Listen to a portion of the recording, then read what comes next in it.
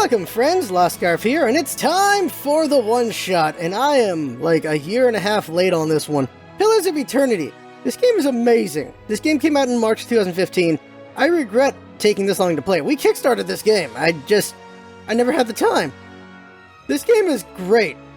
It is a $45 game. There's times when it's on sale, so if you don't have the money for this, then you could always wait. But this game is amazing. I've already spent 20 hours on it. I'm really immersed in it. It is a very, very fun game. So many ideas going on here that are just great. This company, Obsidian, what have they made? They have made Knights of the Republic 2. They've made South Park and the Stick of Truth. They made, back when they were Black Isle, they made Fallout 2. They also made Fallout New Vegas. These guys know how to make interesting story games, and it's very fun to play them. And this is no exception. Now the thing is, Pillars of Eternity, if you played Fallout 2, you will love this game. It takes everything about Fallout 2 and improves on it in so many ways. It's just, oh my god. They just do such a good job on it. And character creation is just something I haven't seen anywhere else. It's so in-depth what you can do with it and how it affects the world. Let me just show you that really quick over here before we show the game. Just, difficulty doesn't matter, but there's different difficulties you can do. You can have Iron Man and Expert and all this stuff. I like that super easy mode's called Story Time, which I like that. So we're going to create our character here, and I just got to show you how in-depth the character creation is in the stuff you can choose for your class, besides just how your character looks. It's more so, character look is not as in-depth as other games are. It's pretty much your typical kind of stuff, but the classes you can do, it is pretty amazing. So we're going to get into character creation, so I got to show you this. And then we'll get into gameplay.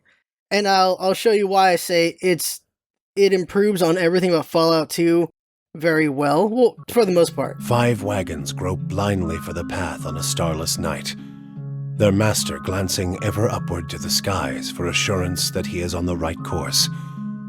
A dim lantern his only protection against the encroaching darkness. But the skies bring no comfort, shining no light, betraying no hint of what they know. The caravan carries travelers bound for the frontier hamlet of Gilded Vale, you among them, where a local lord has offered land and wealth to settlers from abroad looking for a fresh start. You have taken suddenly ill, sweating and shivering, and one of the other travelers signals for the caravan master to stop on your behalf. He pulls up just in time to avoid plowing into the trunk of a fallen tree that bars the way ahead. You will go no further tonight. So there's scenes like this throughout the game, where they're just fully voiced, and it's pretty nice. Now the game has not 100% voice acting. There's a lot of voice acting, but it's not complete voice acting. That's one of the digs you can put at is that there's a lot of voice acting, but not perfectly 100%. So here we are. So first thing you pick is your sex. So male or female. Here you go. Your looks there.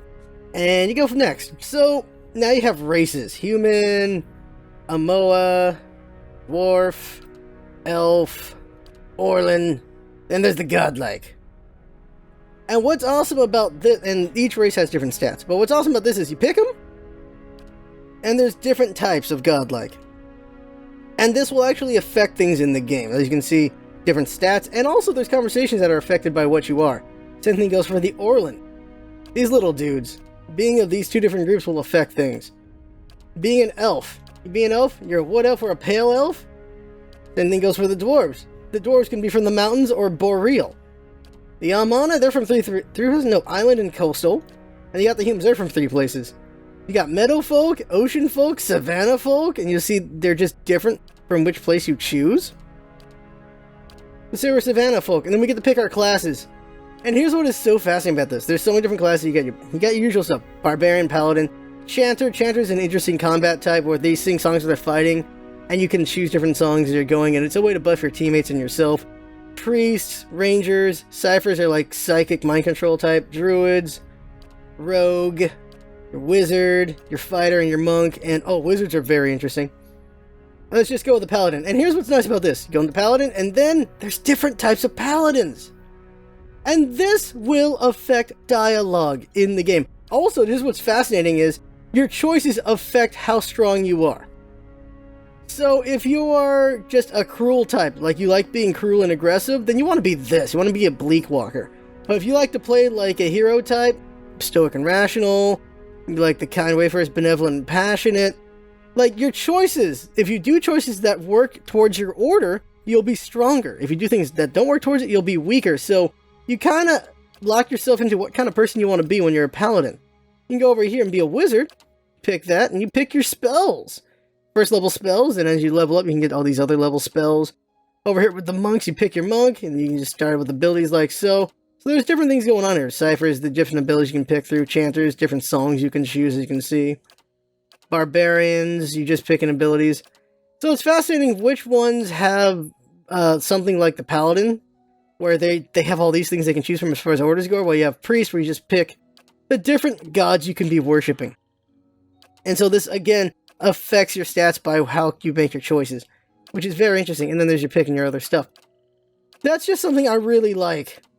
And then, of course, when you are... This is what I like here, is when you're a druid, you get to pick what kind of spirit shift you want to do.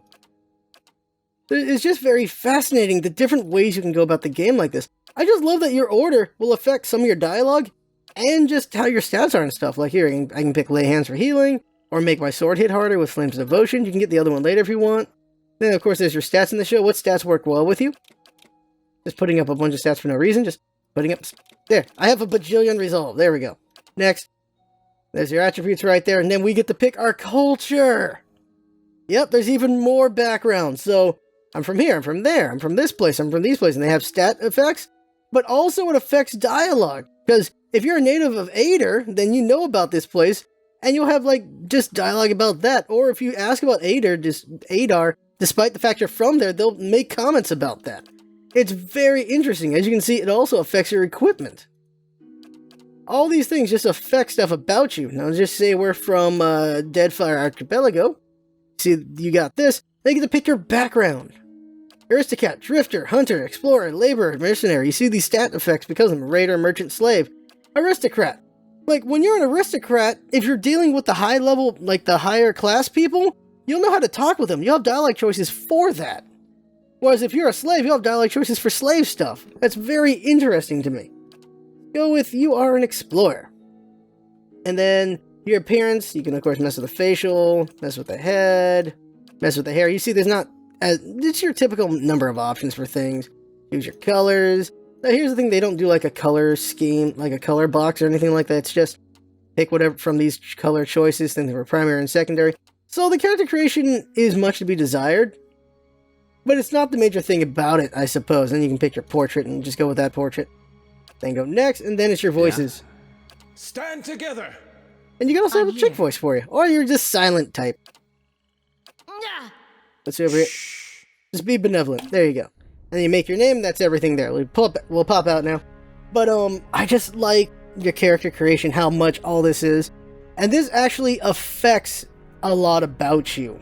It'll affect how people talk to you in certain ways, because how much your background they can tell from looking at you, or from you talking to them, which is very interesting. So if there's racist towards whatever race, and you're that race, they're obviously going to be racist towards you. And that will affect some dialogue. But not only that, choices you make in the game will also create your background. Like, why did you come out here to be a settler? And there's a couple choices, and also the backgrounds you chose can also give you some more dialogue. And you choose from that, and it's like, oh, that's why you're out here. And from that point on, I was like, yeah, this is how you are. Same thing goes for your character sexuality. You can actually say whether you're into this or that at a point. It's like, okay, so this character's into this kind of thing. And same thing goes for why you're adventuring. Just all these choices you make build who you are. So we're going to exit out, and we're going to go ahead and load into my current game, which is 20 hours into the game. And you get a party of 6. You're going to see my party in a second. These are all the characters I've found so far. I would assume there's more characters to find. But a really nice feature is you can build adventurers. You can make them the same way I was making my first character right there, and they can be in your party. They don't have quests though. Like, all these characters have quests attached to them, or things that they want to do, which is very interesting. There's the main character, which is me right here. Hit C over here.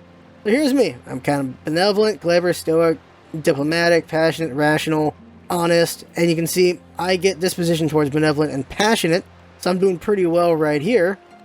You can see my XP, I'm a 6th level paladin right now, I'm a kind of wayfarer, See all my stats over here, what I've bought, what I've chosen. Bunch of things going on here, abilities I have, talents I have, and you can see just the things you've done.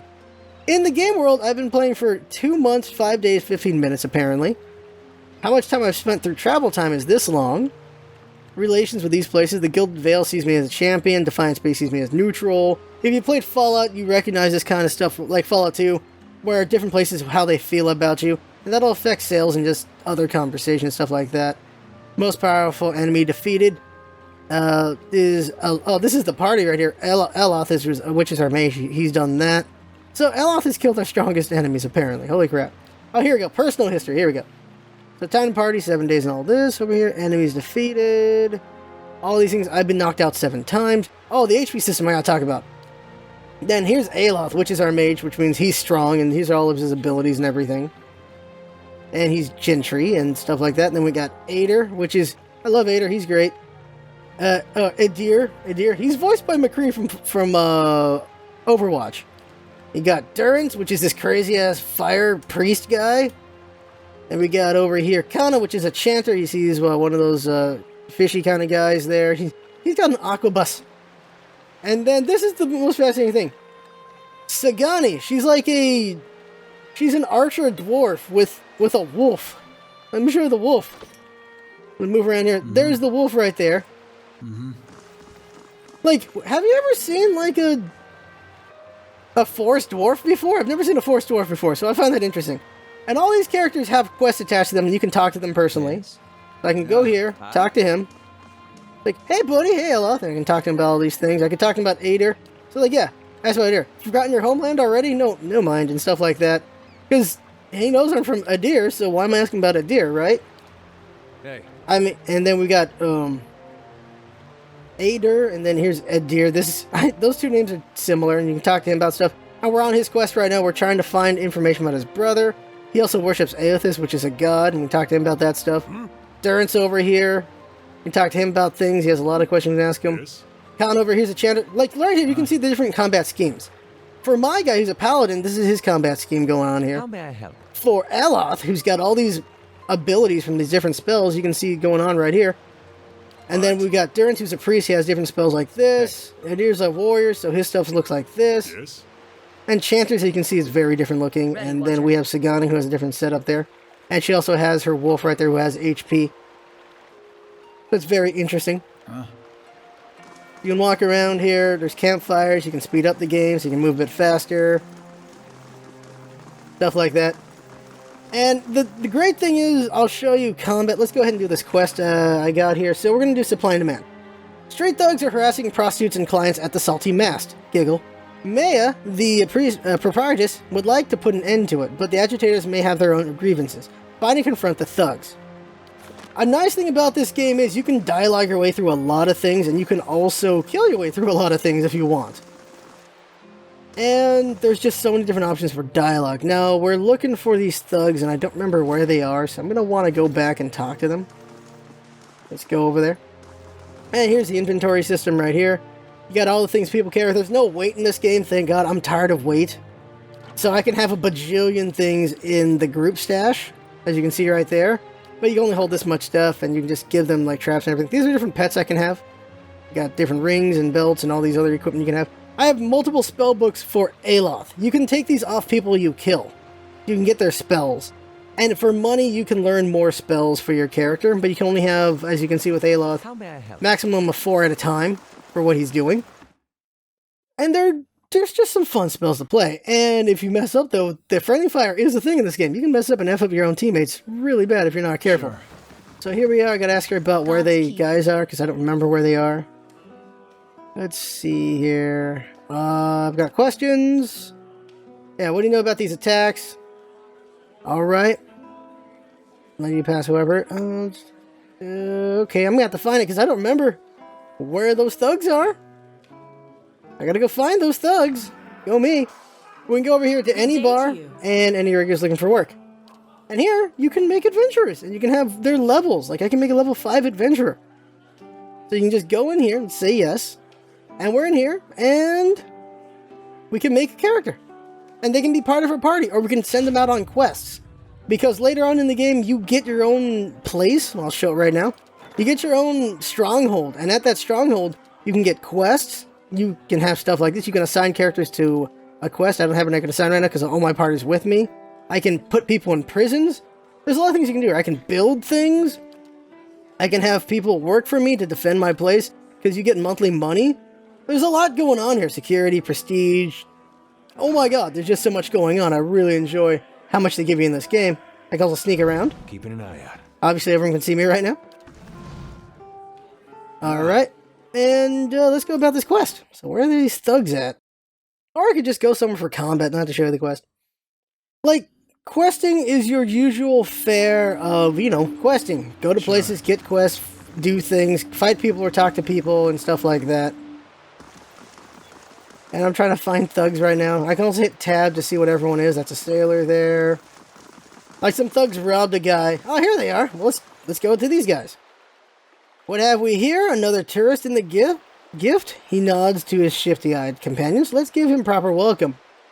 So I can give them money, leave me alone. Let's talk, or we can just straight up fight them. Well, let's talk this through. I'm afraid you're missing the point, friend. And here comes combat. So, here's something that's cool. Escape. Out of pause. So, I can have that the game pauses at any point during combat, so you can be way micromanaging about the game. So you can see character dies, low endurance, low health, enemy spotted, stop party movement. Just whatever's going on will pause the game if I want. And so combat just started, so the game's paused. So now I can plan out how do I want to fight. 5 enemies here. I can tell my guys, I can tell my main guy, go over here fight this guy. Tell him to go fight him. So whoops, I hit right click there, hit him. And then I want my priest to rode over and hit this guy. And then I'm going to have my gunner go here. Have my archer go here. Her wolf's going to go straight for combat. And I want to put my mage back here for a second. Unpause. Unpause again. There you go. They're all moving into positions here. And now everyone's in positions now. Now, in combat, you have... Over here on the right are abilities you can do per encounter. And then on the left are abilities that are per rest. So you only have so many times you can attack with these abilities, and then you have to rest your characters to be able to do it again. Over here, we got my guy here. I can heal my teammates. I can use Flame of Devotion. Now what's great is what I put on top of Flame of Devotion is when I attack my enemies, it also heals those around me. So I can do it right here. So just strike, let's see, who's on me right now? No one's on me. Oh, here we go. Hit this guy, unpause. For some reason, combat's in slow mode. Undo it, there we go. And so... I killed somebody, so now combat's paused again. You can also have it that combat doesn't pause at all, and you fight 100% in real time if you want. That's an option you have there. And the reason why you can do that is because you have AI scripts, so you can tell your allies how you want them to fight. Right now I just have for him, just be aggressive, don't want you to use per rest abilities, but you can tell him to be damage, crowd control, defense, spell sword, stuff like that. I can tell them to be different things. Right now I just have them just basic attack, and I'll do all the abilities myself. And there's also auras, so... This guy's got a high defense aura where he can also engage 3 enemies at once. My guy has an aura where everyone's got more defense to them. You can have stuff like that. And the Chanter, basically all this stuff is kind of aura based. Combat's still going again. So they're fighting it out. He got knocked out. Where's my mage at? Here's my mage. Oh, the wolf didn't go to combat. Send the wolf in. There we go. So we have my guy here, Aloth. I'm going to tell him to do Arcane Assault. This will daze the enemy, so send it out. You see, you gotta wait for his turn to go, and then bam! Daze some of the enemies there. And just for fun, I'll show this one. Rolling Fire. This is gonna hurt my allies, but it's also gonna F these guys up. But here we go. Casting it, and... Bam! Did a bunch of damage. Killed an enemy. As he killed a harassing thug. Now you can see what's going on here with these guys. You have HP and Endurance. You have Health and Endurance. Endurance is how much HP you have during the fight at the moment. So once endurance goes to 0, he's going to get knocked out, but he's not going to be dead. And as you heal your endurance, your health goes down. Well, I might be wording that wrong. Your endurance pulls from your health pool.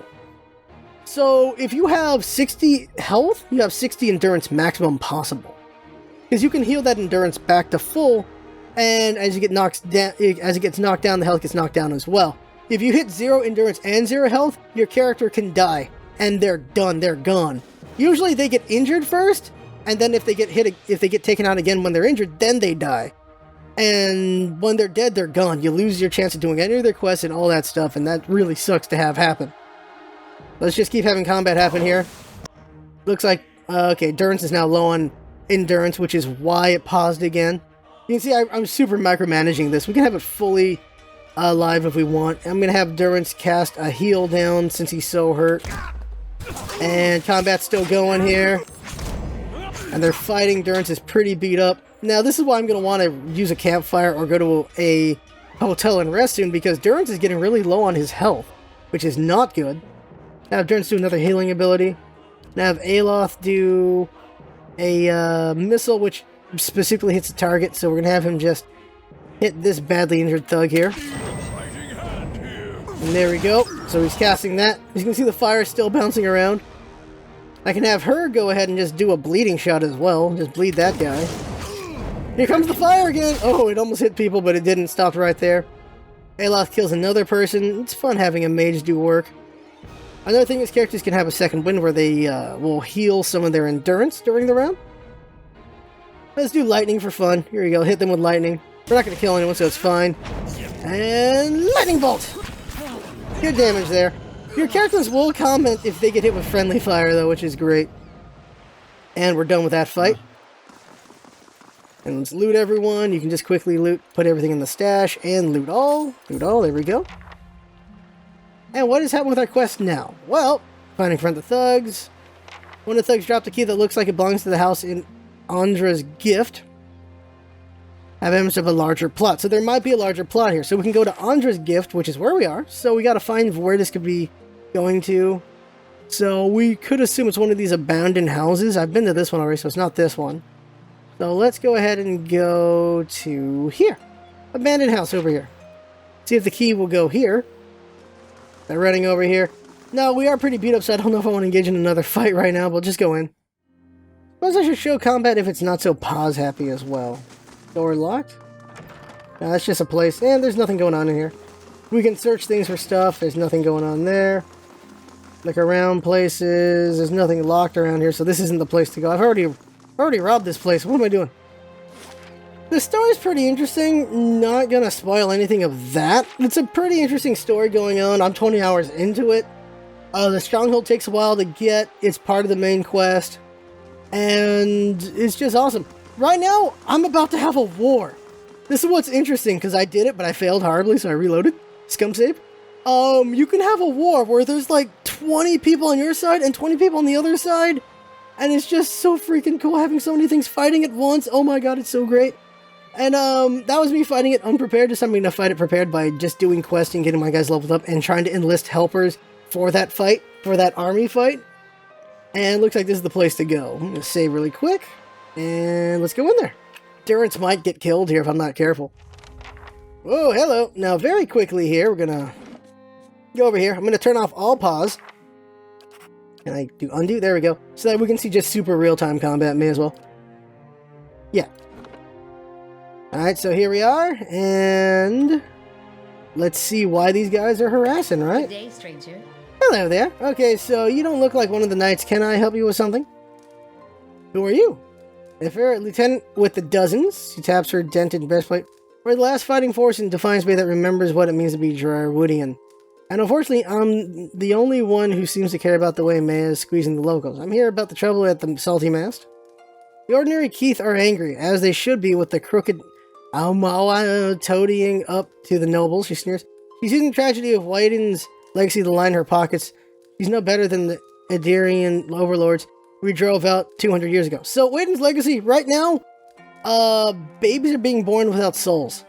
So, they're saying she's taking advantage of that fact, which is, it's messed up. Babies are being born without souls, and everyone's just really scared of what the future may be if they can't have children. People around here know you to be an honest broker. May has made it so only the rich can afford her establishment, yet she sits in the poorest district of Defiance Bay. How's that fair? So only rich people get to attend the whorehouse.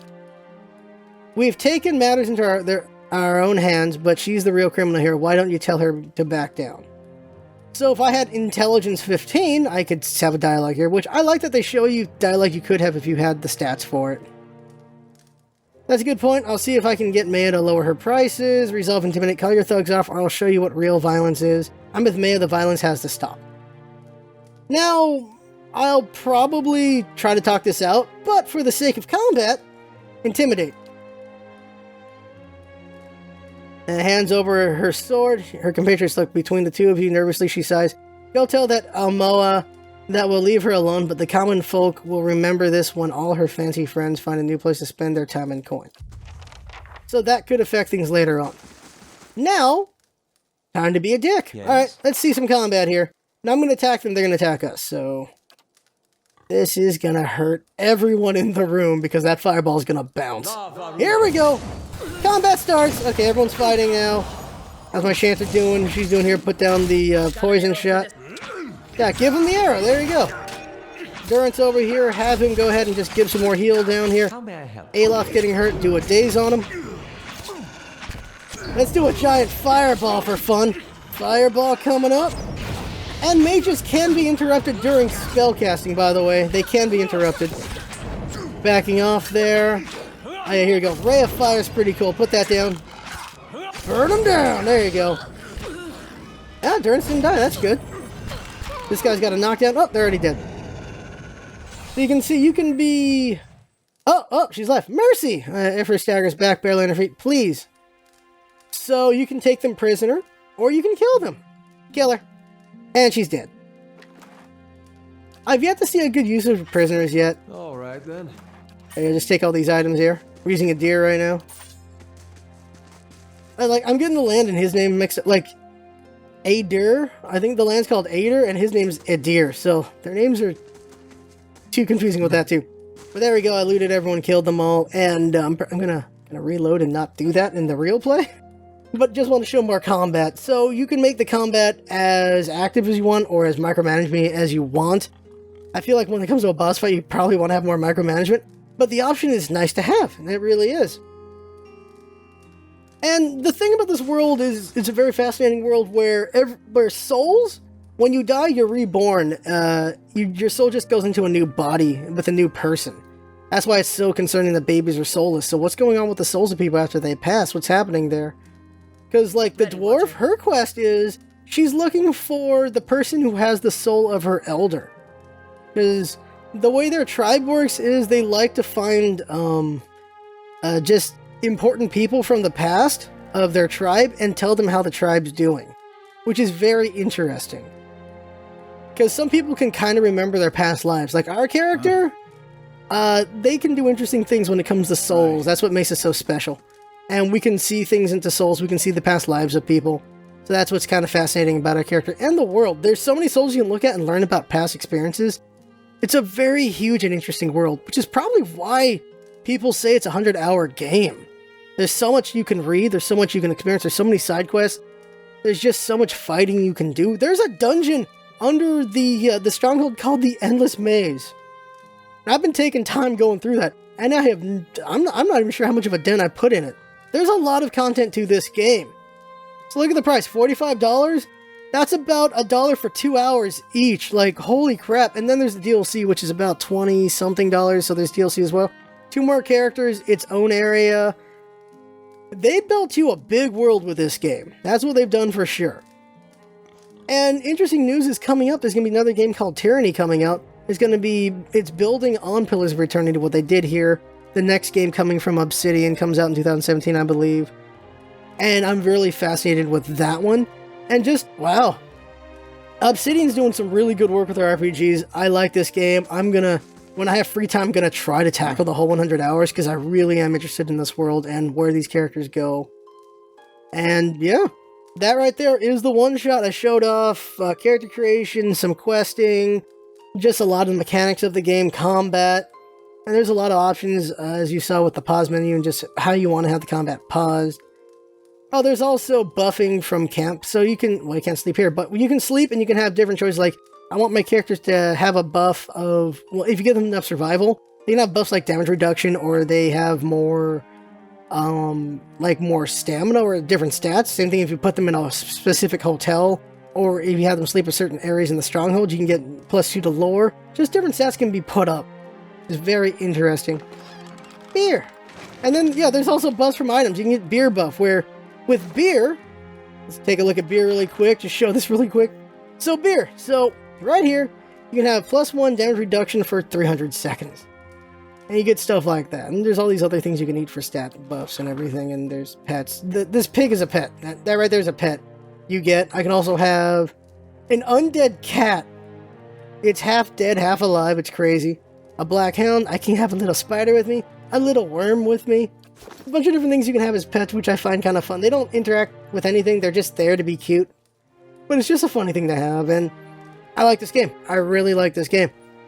That's why I'm recommending it. So, $45 game from Obsidian. If you love Fallout 2, this is a game that you might like as well. It's not, of course, post-apocalypse world, but it's more like D&D level, but it's really good. Very good. I enjoyed it a lot. I'm recommending it, and that's why this video exists.